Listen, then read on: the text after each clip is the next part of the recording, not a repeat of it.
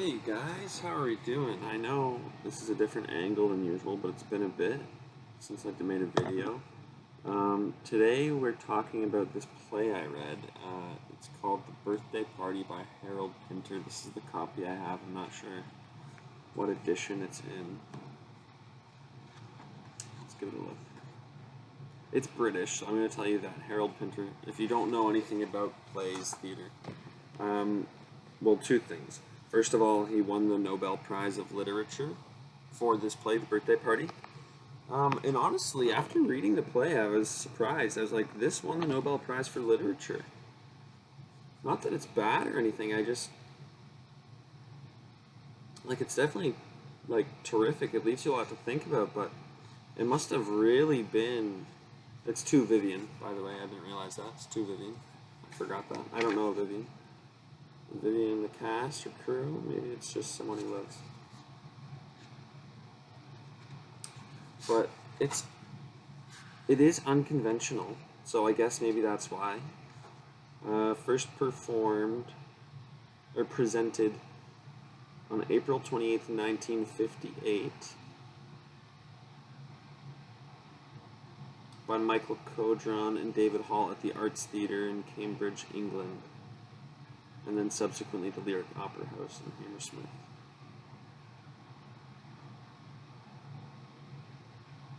And then it was put back up 10 years later. What I will say about, and I'm sorry I don't recognize any of these names, Willoughby Gray, Beatrix Lehman, Richard Pearson, Wendy Hutchinson, John Slater, John Stratton. Directed by Peter Wood. Now I feel like Peter Wood is maybe a more familiar name, but I'm not going to do any research in the middle of the video. But The Birthday Party. This is an interesting play. 3 acts. I didn't expect it to be 3 acts. I thought it was going to be 2 acts, and then the second act ended, and there was still more to read. And I'm sure it says 3 acts at the beginning, but yeah, it does. Act 1, a morning in summer. Act 2, evening of the same day, 3 the next morning. But I really just thought they were just going to leave it on a cliffhanger, and they still do. Anyways,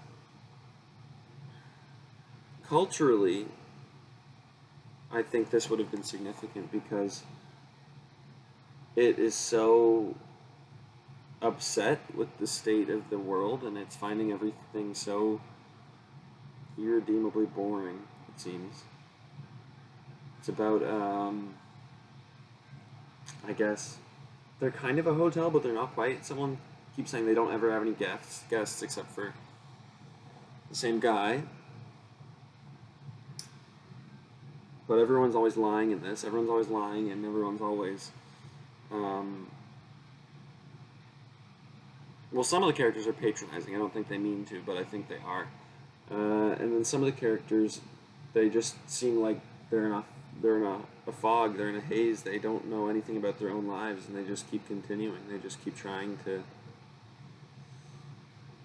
have a conversation about something, and it's interesting how they use communication as a ways of attack almost, or a way to upset each other, and it turns into a bit of torture. In The Birthday Party, there's a birthday party that happens in the play, but the birthday party it's not a birthday party. He doesn't even realize it's his birthday. He doesn't ask for a party, and they put it on for him, and they berate him, and they use his party as a means of sleeping with a younger woman or trying to seduce a younger woman. And I think a lot of it is about coercion, about expectation of our lives and how our lives end up going.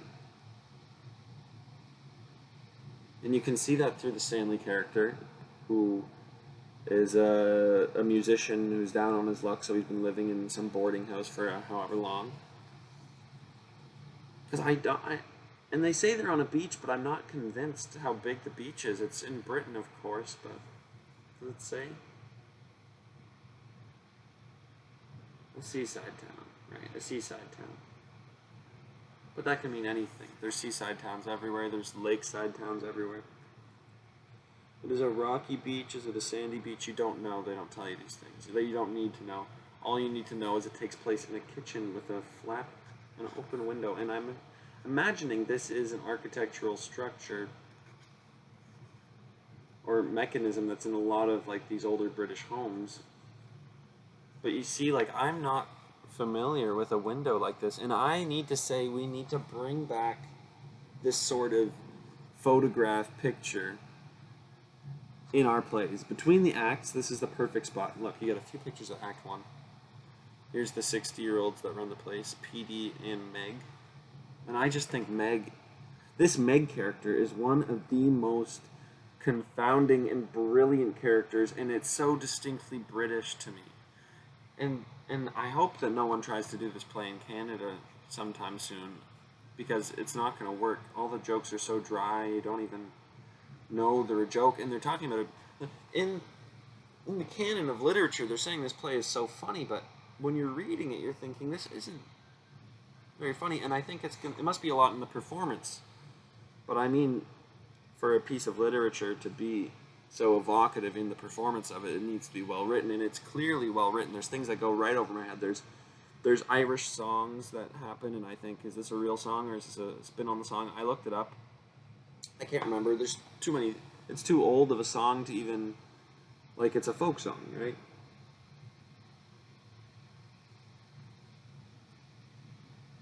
And there's one character that talks so much about Ireland, but to me he seems so distinctly British. He seems like a poser who's talking about Ireland to seem like he likes like the image of Ireland, but then when you think about the political connotations between England and Ireland and sort of colonization and taking over of that island,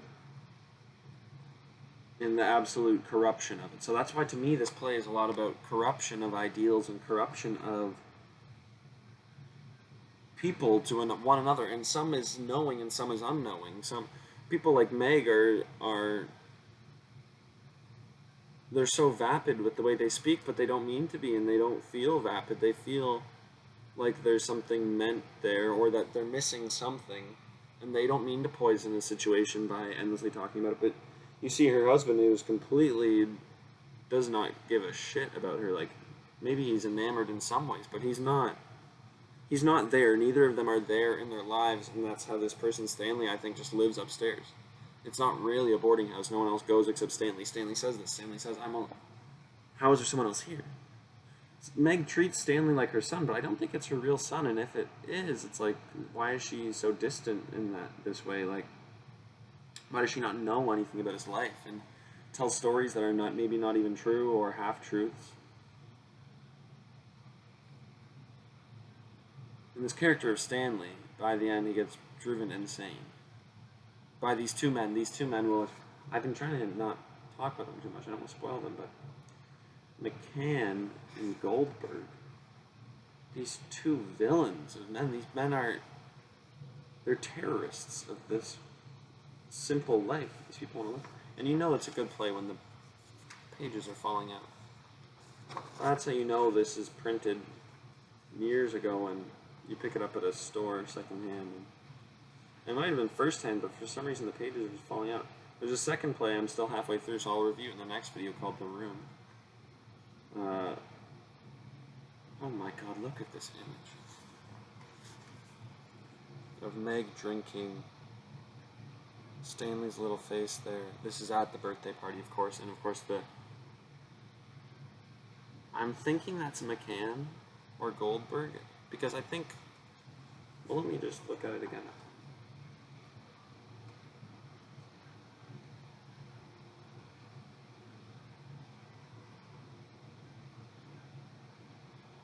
Because the one of them has Lulu sitting on his lap for a long time. Goldberg, of course it's Goldberg.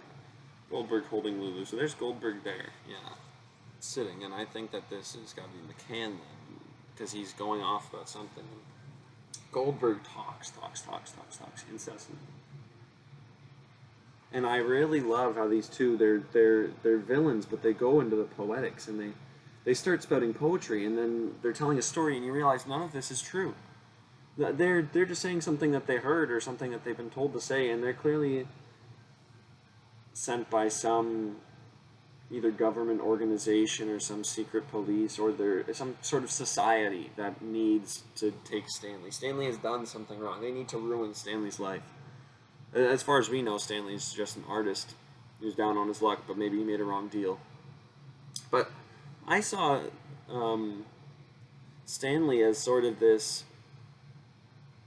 he's a bit cynical, but he's an artist and he's still trying to figure out his life. He's down on his luck and he thinks there's something left. And to me, Goldberg and McCann are these two that are inundating him with like the natural mediocrities and sayings and how goes it's of society, and they are forcing him back into society. And at the end of the play, Stanley is a blubbering mess. He can't even speak full words. He's been berated verbally and smacked and beaten around, and he's just a broken husk. I was gonna say shell of a man, but he's not even a shell. Like, he's broken. It's a husk. There's nothing left. The shell isn't around anything. There's nothing within it.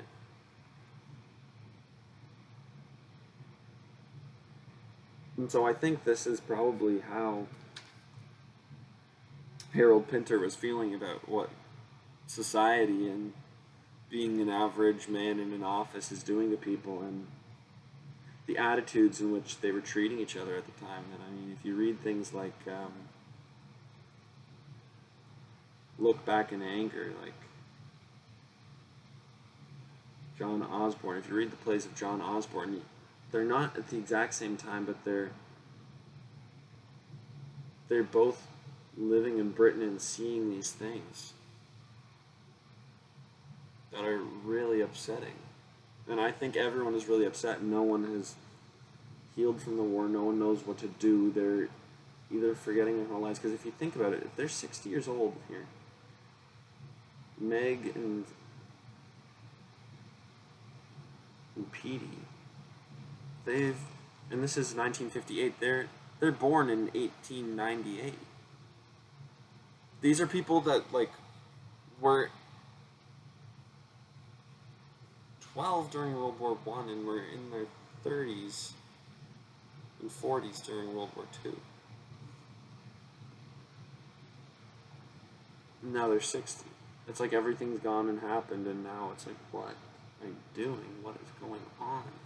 They're left with this broken world that makes no sense, and they don't even try to make sense of it. They just sit there in a daze, passive in their own life, allowing two strangers into their home to come and beat a man senseless, and they're not realizing the man's getting beaten senseless. And he says, "Oh, I missed the party. I didn't want to go to the party." Petey said he went out. He was just trying to avoid his life. It's so avoidant. And maybe this is where Pinter saw the world going, or maybe it already was this and he was expressing it, and it's like, you're not paying attention, that your world is already falling apart.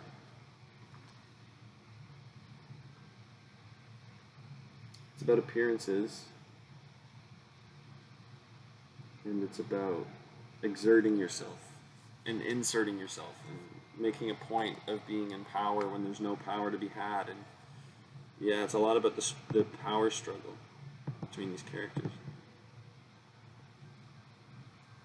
And so these are just my impressions. I mean,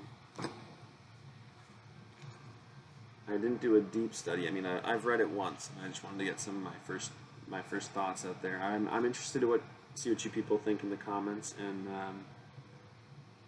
if you've read it, let me know what you thought. If you haven't read it, let me know what you thought. If you've seen it staged, let me know if you thought, because I don't know. I feel like I've not heard this play staged in Canada since I've been alive. Maybe I just missed it, but. And here's a note I made. Meg feels like a British infantilized version of a Tennessee Williams character. Like the way that Blanche is so trying to be vivacious, trying to be full of her life before she eventually gets, the nail in the head. Sent to the loony bin. But at least Blanche tries to, grasp for power in her life as an aging woman who's made so many mistakes and done so many horrible things, and that's Streetcar Named Desire I'm referencing. But it seems like Meg doesn't even, she's not aware that she could have any power. And maybe that's being like, maybe that's British society, or maybe that's the effects of World War One and Two on the psyche, and just like waiting at home and living through it and feeling helpless for so much of your life. And Meg really talks up Stanley before you see him, and then you see him, he's just a man. He's someone who can play the piano but doesn't play the piano. We see him playing a drum. She gets him a drum because she thinks, well, at least it's an instrument. I don't think he knows how to play the drums. And it ends, Act 1 ends in this rapturous, absolutely anguish-filled, he's hitting the drum. And they break the drum. These men that come into the home, they break the drum in Act 2. And they say, Stanley, you piece of shit. They throw him on the ground. They don't call him a piece of shit, but in a British way.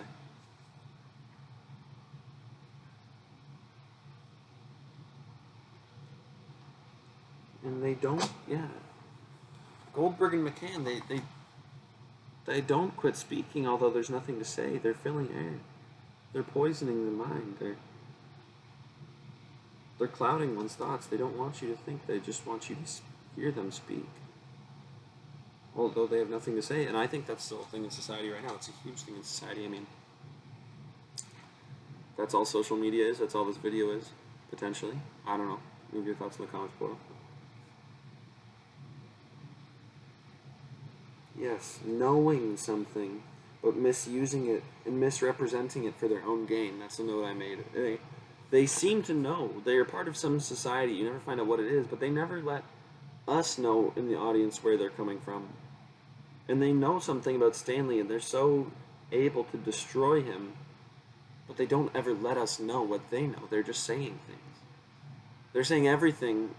They're saying so much, but they're saying nothing at all. And you just want them to say something that makes sense. You want them to make sense, and for them to say something and be like, that's where you're coming from. Oh, that's the kind of person you are. Oh, now I see. But they don't. The one guy talks about his uncle. The one guy talks about Ireland. Maybe it's the same guy. You can't. And that's the other thing. They blend into each other when you're reading it. You're like, who is this guy? Maybe the one. McCann barely says anything compared to Goldberg. But Goldberg says nothing at all. He's a fucking bigot. He's a fucking woman. Not a woman. Womanizer makes it seem like women like him. I don't think. Well, maybe he charms Meg and Lulu, but it's not real.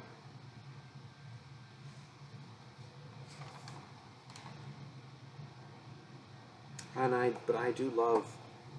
The thing I loved about this, I didn't expect, is the meaninglessness of some of it, and playing into when things have meaning and when things don't have meaning, and does any of this have meaning? I feel like that's a big thing the birthday party does, and I had seen it explored to some extent, and to some extent I looked to explore that, so I didn't know that there was this play exploring these things in 1958. That's 70 years ago. It's lovely. It's just lovely. And the talk of morality, but no one has any morals, and I that's coming back in a big way right now, is the people that talk about morality the most in the past 10 years, 2010s to now. I think none of them ever really cared about it. I mean, you look at neoliberalism, you look at the SJW stuff, whatever the hell that was, and then now you see the right taking it back in the U.S. as they're building a fascist state, and they're perpetrating immorality in the name of morality, and people belong somewhere. No one belongs anywhere. Okay, we all exist to the world. No one belongs anywhere. Everyone's doing what they can. This is the history of humanity. There's people that live in a place, something goes wrong, they have to move. That's all it's ever been. And we try to build these civilizations, these fortresses, but it doesn't do anything. I mean, here I am right now, and there's this tool we built, and it's great, and it's interesting that this can happen, but in the broader scope, the meaning is the here and the now, and the here and the now is where someone has gotten. So, I mean, then there's laws and there's things, but at the end of the day, everyone's an immigrant of the moment. Everyone is just living in that moment, and so you don't belong anywhere. You belong to the here and now. You belong to right now.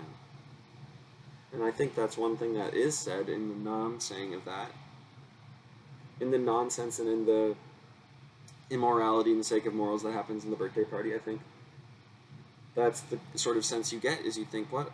They've wasted Stanley's life, and for what? And maybe he wasted his life before, but now they're wasting his life, and they're wasting his time, and they're telling him it's his birthday, and they're telling him about what his life needs to be, but what his life is what's unfurling in front of him.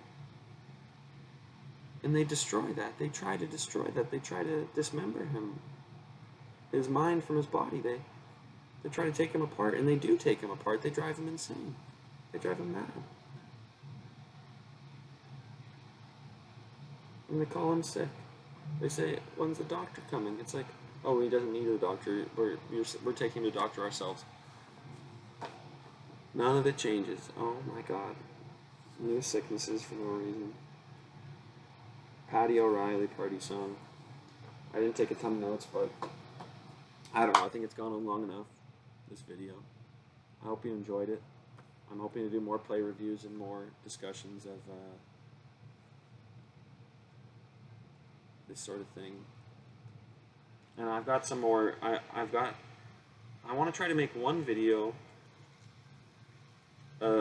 discussing some form of media that I take in. So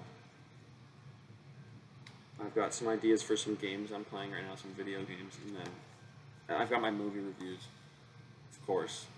The movie reviews are the quickest and easiest and most like fun to just get out there. But I think reading, it's nice to break down what you read. And I could have done, oh, this is my thoughts of Act 1. Maybe I'll do that if I do like a Eugene O'Neill or Arthur Miller retrospective. But this one I should get out, because this is my first time reading anything by Pinter, and I just thought, is anyone talking about Pinter? Is anyone talking about Pinter? Because there's still a lot to talk about, but I don't think, in Canada at least, there's any point to adapting it or to staging it again. I think we have to make our own version that speaks to our right now. So, and it's too British, and you don't want to ruin the lovely British dry humor by putting on a Canadian stage and no one gets it, none of the actors get it. And I'm, as an actor as well, like, I'm just saying, like, there's some jokes I don't get, and I don't think they would translate well if I did them, so let the Brits keep their thing and let's make a Canadian thing. Tell that to the theater companies. Anyways, thanks for watching, guys.